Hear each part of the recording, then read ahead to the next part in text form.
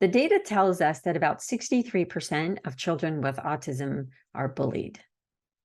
Now, that's another one of those statistics that we're not quite sure where it comes from, because many families have had an experience where their children come home and tell them that they were bullied. And that is certainly not something that is just, that just occurs to a certain level of autism, but across the board. So no matter if you are an individual who doesn't verbally communicate, who may struggle with some cognitive delays, all the way up to the person who has a genius IQ, but may struggle socially. Bullying is a tremendous challenge for our community. And in this episode, we're going to talk about some of the things that you can do to help your child if this is what's happening. I think bullying is probably reported by children who are very verbal, who may do a better job at being able to relay the things that they experience during the day, right? So they may have a tendency to recognize bullying. There are also people who are very verbal who really don't recognize bullying. It's happening to them for sure. They're being manipulated, but they might see it that this person is being their friend. So that's why it's really important that families, you need to know who your kid is becoming friends with. Recognize some of the things that they're being asked to do as a friend. Because, all of us who have friends, there are things that we do for our friend that we wouldn't do for other people, right? And so that's not necessarily a bad thing. It doesn't get you in trouble, of course. But, we need to make sure that our children and our adult children too are not being bullied or manipulated by other people. And, we hear a lot lately about trafficking. And I had an experience just recently with a young woman, 19 years old, who they're still not really sure of the whole situation, but the family believes that she made some decisions to leave the country because she was being lured by someone that could potentially turn out to be trafficking. So they alerted the embassy. It was a big ordeal because of the dangers. And maybe things are going to be fine, but we all need to know who our kids are interacting with. And I think that's for everybody, right? It doesn't matter to me if they have autism or they don't. I mean, it was always really important for me as a mom to know who both of my kids were friends with. I made a point of having the house that had the cool stuff because I wanted kids gathering at my house, frankly, so I could check everybody out and know who are these other humans that my kids are friends with. Because I wanted to feel good about both of them being at school during the day when I can't be there and I can't see what's happening. And so, yes, students in school, so we're just talking about them in school for a minute, in school, the ones who are highly verbose, right? They can talk a blue streak about a variety of different topics. They can be bullied outwardly, just it's right out there. Manipulation's right out there. Getting them, another child may get them to do something that is even illegal. One of my coworkers used to say that if another kid told her son to steal a car, he would do it because he wanted to have friends so desperately. And then if we look at the other end of the spectrum, right? Somebody who may not be able to verbally communicate, may not understand dangers, even just general danger awareness, like the stove being hot, things like that. That person can also be very easily manipulated because they don't know, they don't recognize they're being bullied, especially if there's somebody who's very dependent upon other people to always, get them from point A to point B. So it's really important for all kids, but especially those who can't come home and verbally express to you what's happening to them in school, that you watch their behavior, because behavior is communication. And so if you've got a kid, you're pulling up to the schoolyard to drop them off in the morning and they are falling apart in the back seat. Yes, it certainly could be school's hard. I don't want to go in there. That could be it. But you want to watch that very carefully because it could be that they're experiencing something there that maybe even the staff is not really knowledgeable about. Right? So you just want to keep your eye on things. Okay. So a couple things that you want to do. So teach them how to adjust their response according to the severity of what's happening, right? Because there's some kids that just, they bother other kids, but it's not necessarily being bullied. And I used to tell my son's school that he would be that kid that somebody else would be annoying to him. And he would just blow up in the classroom and start yelling and cause a scene, because that was sort of his 0 to 60 would happen rather quickly. And then it would be him that would end up getting in trouble. And so you need to kind of be aware of that stuff, talk to your schools about it, let them sort of know, what you think, what's going on. Role play, you could definitely role play situations so that they start to recognize, okay, what does bullying feel like? What does it look like when I'm in the middle of it? And then teach them some of the words like, hey, stop, leave me alone. I'm going to go get Mr. So-and-so. So teaching them by role playing and acting it out has a lot of value. Practicing the words that they're going to use to get help from the adult, and really knowing who it is that's a good idea to go get help with.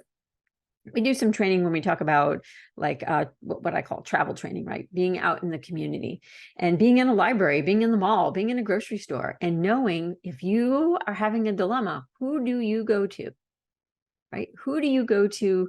And it depends on the dilemma. If you can't find a can of beans, you really don't need the manager of the store for that, right? But if you feel like you're being followed, if you feel like somebody is bullying you in the store, that there's something dangerous potentially happening, then you're going to look for a security guard. And how do you recognize a security guard? What do they look like? What do they wear? And so we have to teach kids that stuff. They're not going to just know it just because. They have to be taught that. You can also help them build their self-advocacy skills by giving them scripts, right? So you can start off by giving them a couple things that they could say, how, even just to recognize that people think differently. So it could be something like everybody's mind works a little bit differently. So if they're getting, some kid is, I don't know, calling them names, that could be their response. Everybody's brain works a little different, and so does mine. And, to be able to express themselves into letting other people know that I get overwhelmed, but I'm working on it. And then, knowing that certain types of things take a longer period of time. The one thing I want to add is I had a woman in my class, one of the classes that I teach a couple of years ago, and she has a disability, and bullying came up during our conversation. And when the topic was up, and there were parents in the room that were very upset and very concerned about bullying, and she asked me if she could say a few words. And what she shared was that yes, she was bullied as a child, and in that moment it was very painful, but she wanted the parents of the room to know that she would not have become the advocate that she was today had she not gone through some of those experiences. So while we want to protect our kids, we have to be very careful not to be overprotective and to be that helicopter parent. And I know as a parent, it is a fine line, right? We want to keep them safe. We want them to have good relationships.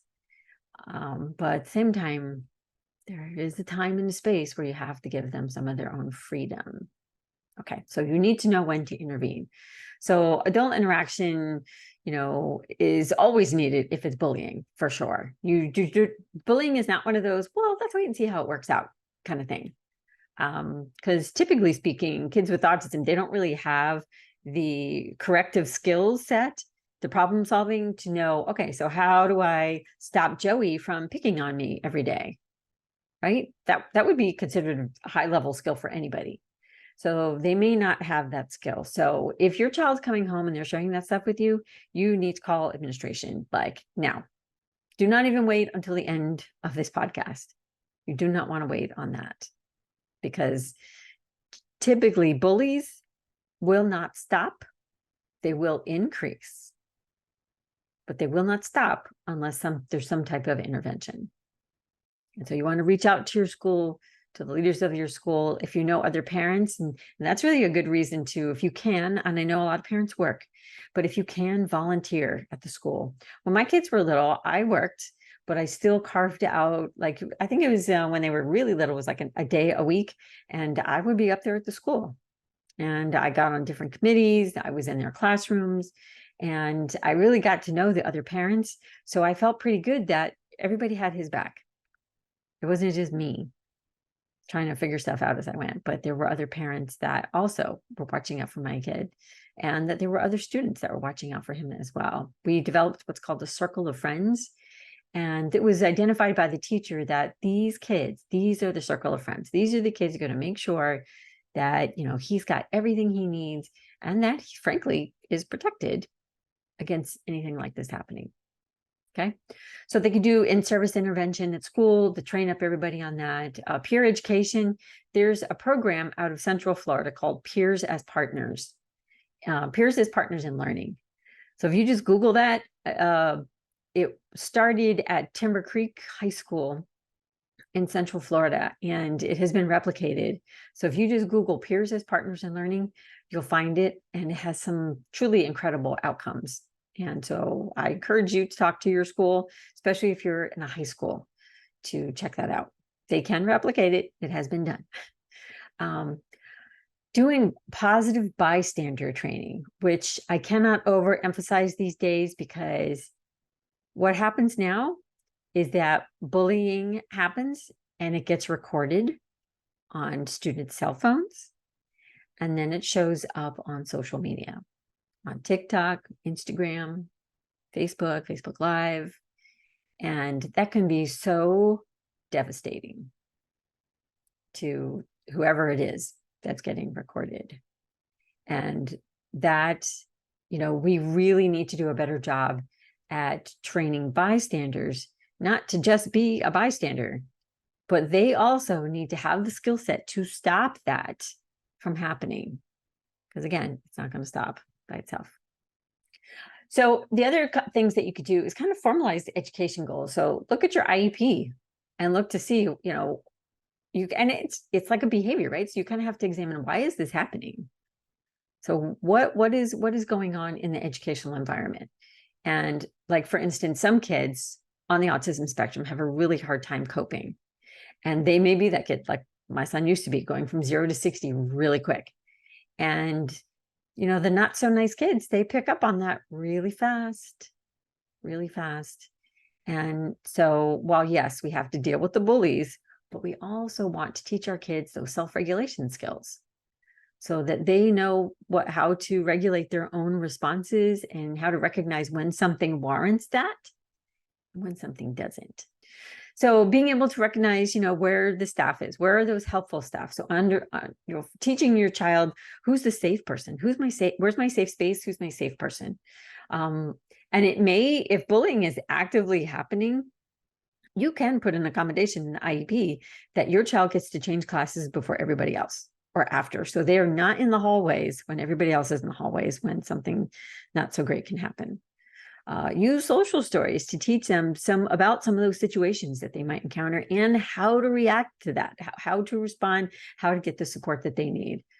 And then recognizing also how to remove themselves from that situation, because, you know, bullies are persistent, and it is really hard to get away from them if it gets out of control. So knowing how to get out of it, who to go to, who's your safe space, where's your safe space, who's your safe person, and being able to report too. And, you know, students who don't verbally communicate, of course, are going to have a really big challenge with that. That's where our bystanders really come in very heavily. We want our bystanders to help protect their students. And, you know, I have sat at meetings with schools before where administration, when we talk about inclusion and inclusive education, the principal or the, you know, vice principal at the school will say something like, oh, well, you know, if we include them, we could do that. But aren't you worried about bullying? Because bullying happens out there. And if you ever have that happen to you, I encourage you to do what I do. And when they say that, I just say, that's a really sad statement for your school.